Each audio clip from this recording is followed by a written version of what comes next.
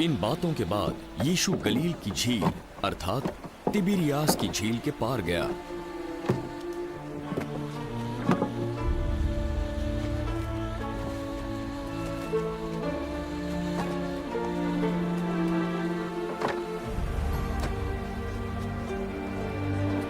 और एक बड़ी भीड़ उसके पीछे हो ली, क्योंकि उन्होंने बीमारों को चंगाई देने वाले आश्चर्य कर्म देखे थे।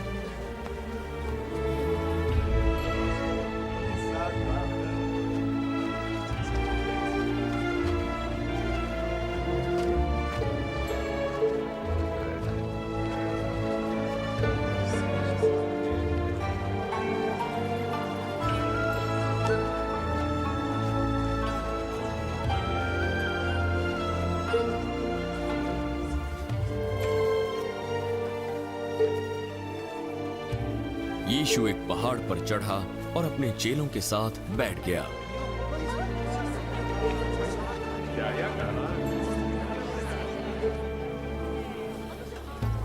यहूदियों की फसह का पर्व निकट था। यीशु ने अपनी आंखें उठाकर एक भीड़ को अपने पास आते देखा।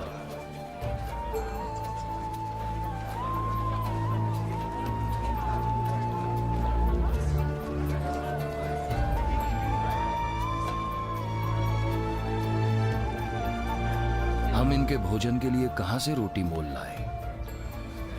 उसने फिलिपुस को परखने जैसा कहा, क्योंकि वो जानता था कि वो क्या करेगा।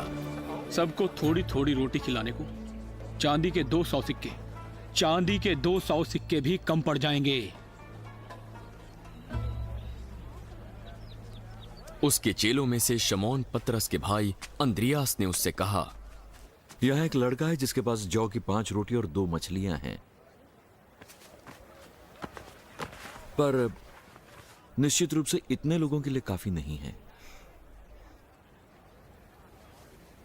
लोगों को बैठा दो। उस जगह बहुत घास थी। तब सारे लोग वहां बैठ गए। उनमें पुरुषों की संख्या लगभग 5000 थी।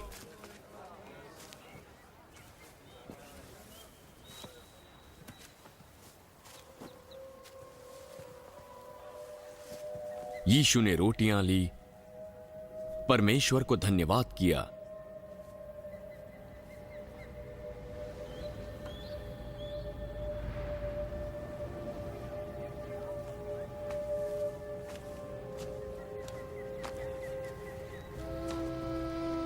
और बैठे हुए लोगों के बीच बांट दी।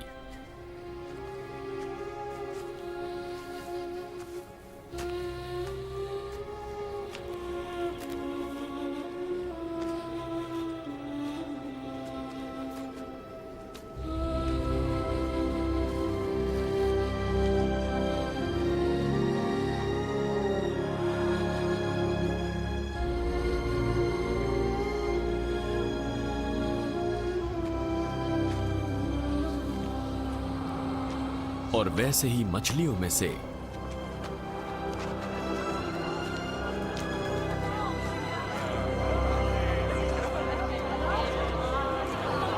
जितनी वे चाहते थे बांट दिया।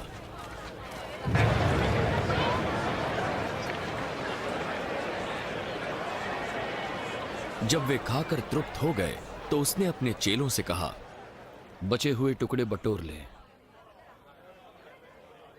कुछ भी बर्बाद ना हो। तो उन्होंने बटोरा और जौ की 5 रोटियों के टुकड़ों से जो खाने वालों से बच रहे थे 12 टोकरियां भरी। तब जो आश्चर्य कर्म उसने कर दिखाया उसे वे लोग देखकर कहने लगे, वो भविष्यद्वक्ता जो जगत में आने वाला था निश्चय यही है। यीशु ये जानकर कि वे मुझे राजा बनाने के लिए पकड़ना चाहते हैं, फिर पहाड़ पर अकेला चला गया।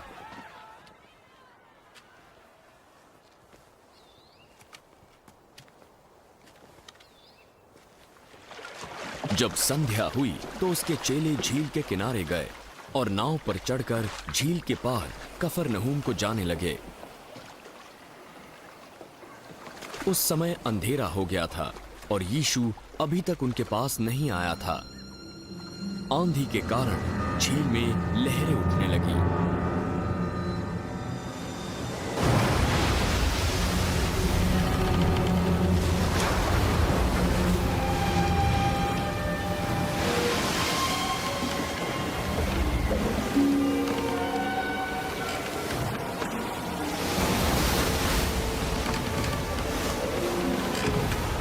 जब वे खेते खेते 3-4 मील के लगभग निकल गए तो उन्होंने यीशु को झील पर चलते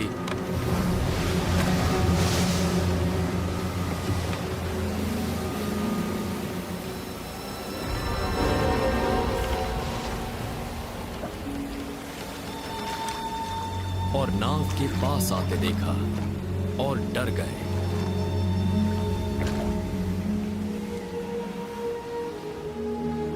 तुम डरो नहीं, मैं हूं।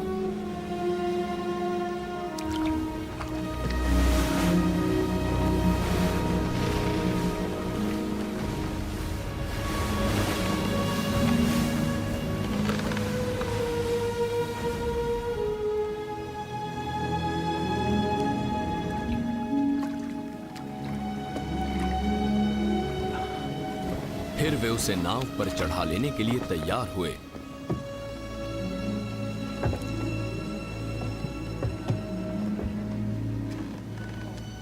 और तुरंत वो नाव उस स्थान पर जा पहुंची जहां वे जा रहे थे।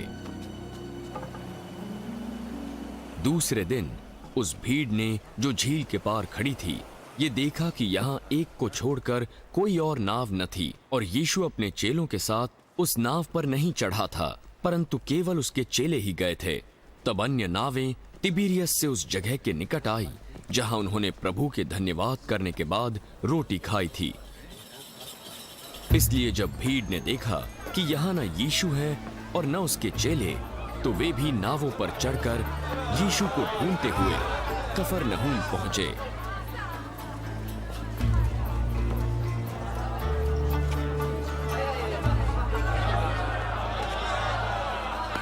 झील के पार जब वे उससे मिले तो कहा, हे रब्बी, तू यहां कब आया?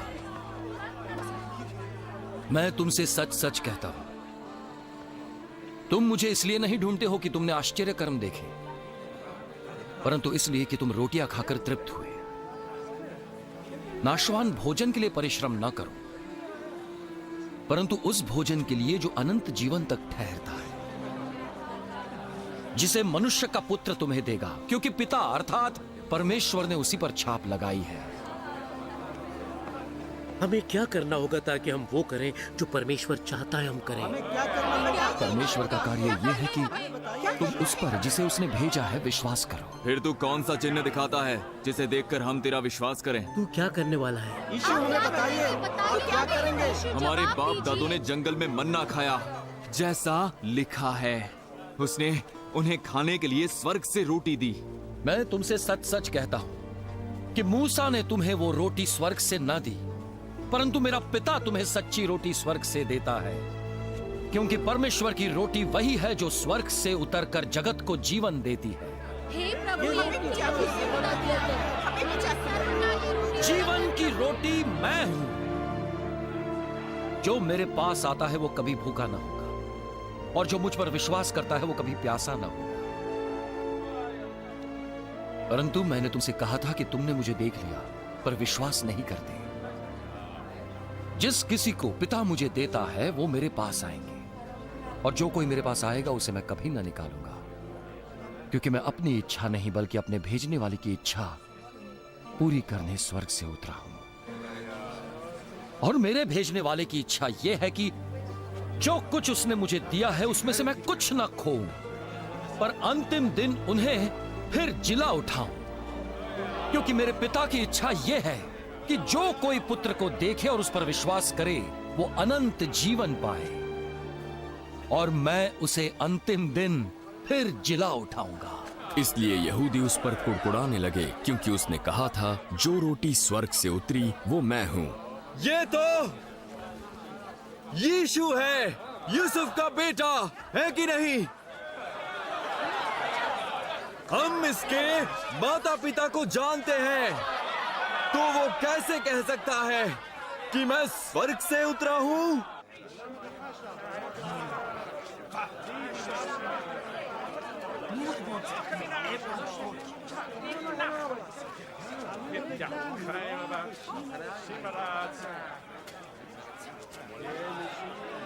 आपस में कुड़कुड़ाना बंद करो।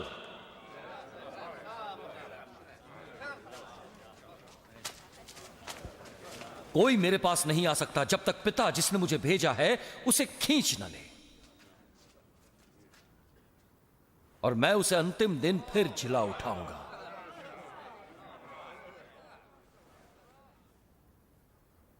भविष्यवक्ताओं ने लिखा है, सब परमेश्वर की ओर से सिखाए हुए होंगे। जिस किसी ने पिता से सुना और सीखा है वो मेरे पास आता है। यह नहीं कि किसी ने पिता को देखा है, परंतु जो परमेश्वर की ओर से है केवल उसी ने पिता को देखा है। मैं तुमसे सच सच कहता हूं कि जो कोई विश्वास करता है अनंत जीवन उसी का है। जीवन की रोटी मैं हूं। तुम्हारे बाप दादों ने जंगल में मन्ना खाया और मर गए। यह वो रोटी है जो स्वर्ग से उतरती है ताकि मनुष्य उसमें से खाए और ना मरे। जीवन की रोटी मैं हूं जो स्वर्ग से उतरती है। यदि कोई इस रोटी में से खाए तो सर्वदा जीवित रहेगा। और जो रोटी मैं जगत के जीवन के लिए दूंगा वो मेरा मांस है।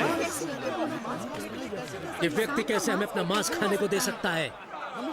मैं तुमसे सच सच कहता हूं कैसे कर सकते? कि जब तक तुम मनुष्य के पुत्र का मांस न खाओगे, उसका लहू न पियोगे, तुम में जीवन नहीं। जो मेरा मांस खाता है और मेरा लहू पीता है, मैं उसे अंतिम दिन फिर जिला उठाऊंगा। क्योंकि मेरा मांस वास्तव में खाने की वस्तु है, मेरा लहू वास्तव में पीने की वस्तु है। जो मेरा मांस खाता है और मेरा लहू पीता है वो मुझ में स्थिर बना रहता है और मैं उसमें, जैसा जीवते पिता ने मुझे भेजा और मैं पिता के कारण ही जीवित हूं, वैसा ही वो भी जो मुझे खाएगा मेरे कारण जीवित रहेगा। जो रोटी स्वर्ग से उतरी यही है, उस रोटी के समान नहीं जिसे बाप दादों ने खाया और मर गए। जो कोई ये रोटी खाएगा वो सदा जीवित रहेगा। ये बातें उसने कफरनहूम के एक आराधनालय में उपदेश देते समय कही। उसके बहुत से चेलों ने यह सुनकर कहा, यह कठोर उपदेश है, इसे कौन सुन सकता है? बिना बताए यीशु जान गया कि वे क्यों कुड़कुड़ा रहे हैं। क्या इस बात से तुम्हें ठोकर लगती है?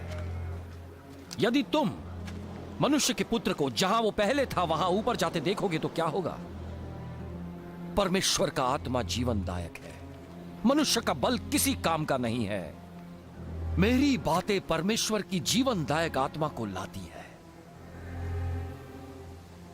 पर तुम में से कुछ विश्वास नहीं करते।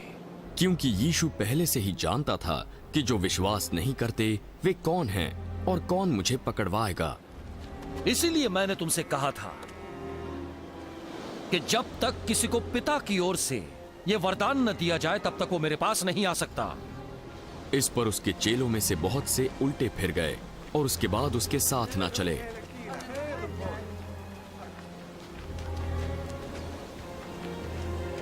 और तुम, क्या तुम भी चले जाना चाहते हो? हे प्रभु, हम किसके पास जाएं? अनंत जीवन की बातें तो तेरे ही पास हैं और हमने विश्वास किया और जान गए हैं कि परमेश्वर का पवित्र जन तू ही है।